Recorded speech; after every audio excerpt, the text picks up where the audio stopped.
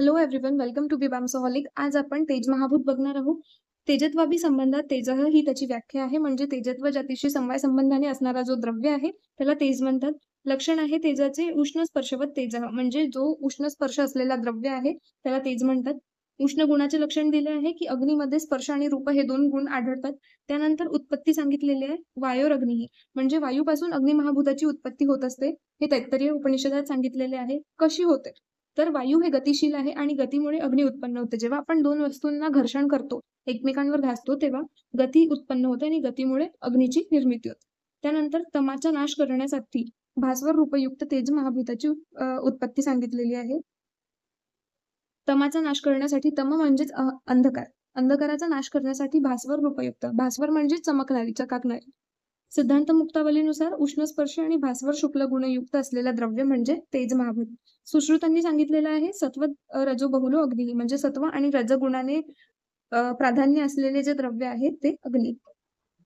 त्यानंतर वैशेषिक दर्शनानुसार जेव्हा ईश्वराच्या इच्छेने तेज परमाणूमध्ये संयोग निर्माण होतो, तेव्हा द्वैनुक, त्रैणुक आणि असंख्य परमाणूंमुळे कारण रूप जे असते त्याच्यामुळे कार्यरूपाची म्हणजेच अग्नी महाभूताची उत्पत्ती होते असते. परमाणू हे कारण रूप असते. जेव्हा त्यांच्यामध्ये संयोग होतो तेव्हा कार्यरूप अग्नी महाभूताची उत्पत्ती होते. तर्कसंग्रहाने सांगितलेलं आहे की तेजाचे दोन प्रकार घडतात, नित्य, अनित्य. नित्य हे परमाणू रूप असते आणि अनित्य कार्यरूप असते. अनित्याचे परत तीन प्रकार: शरीर, इंद्रिय, विषय. शरीर हे आदित्य लोकात सांगितलेले आहे. इंद्रिय म्हणजे चक्षुरेंद्रिय, ग्राह्य. आणि विषयाचे चार प्रकार: भौम तेज, दिव्य तेज, उदर्य तेज, आक्रज तेज. हे इम्पॉर्टंट आहे, वायवामध्ये सुद्धा विचारले जाते. भौम म्हणजे भौम तेज जे असते ती साधारण अग्नी आहे, त्यामुळे ते अपर आहे. दिव्य तेज ह्याला पर मानलेले आहे, वीज वगैरे.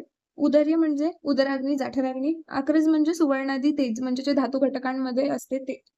त्यानंतर सांख्यांनी सांगितलेलं आहे की भूतादी अहंकारापासून रूपतन्मात्रेची निर्मिती होते आणि रूपतन्मात्रेपासून तेज महाभूत.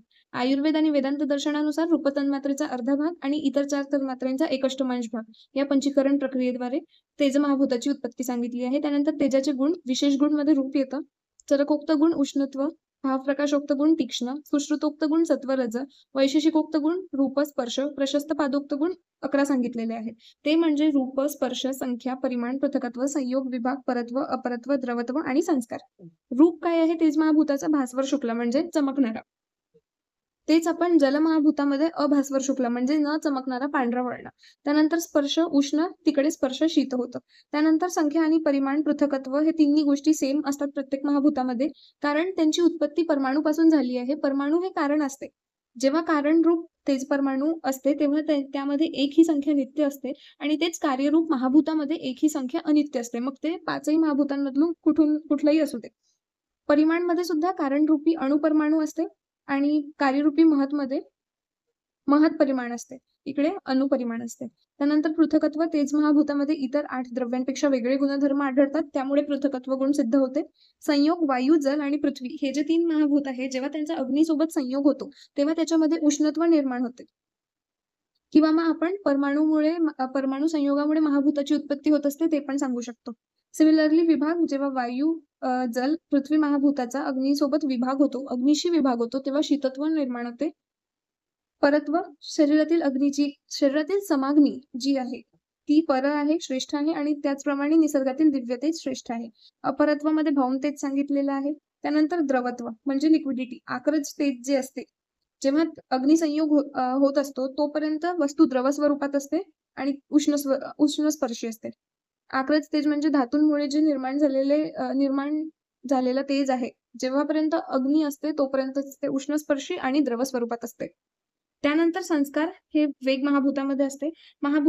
तेज महाभूताचे महत्व आणि उपयोग सांगितलेले आहे. वैशेषिकांनी सांगितलंय की ऊर्ध्वजलन हे तेजाचे कर्म आहे. अथर्ववेदामध्ये सांगितले आहे की वस्तू कुठलीही असू दे, सगळ्यांमध्ये अग्नीचे अस्तित्व असते.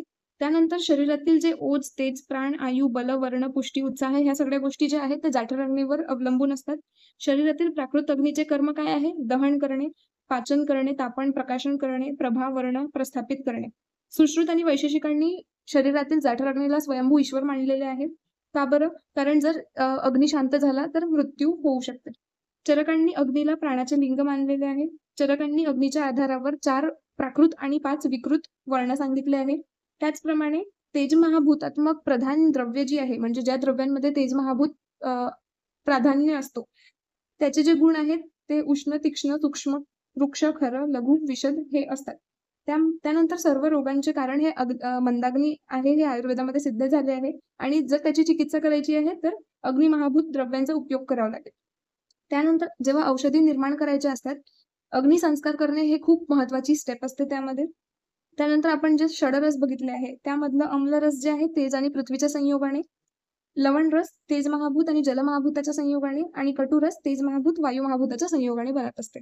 अशा प्रकारे आपण तेज महाभूत पण कव्हर केलं आहे. See you in the next video. Thank you.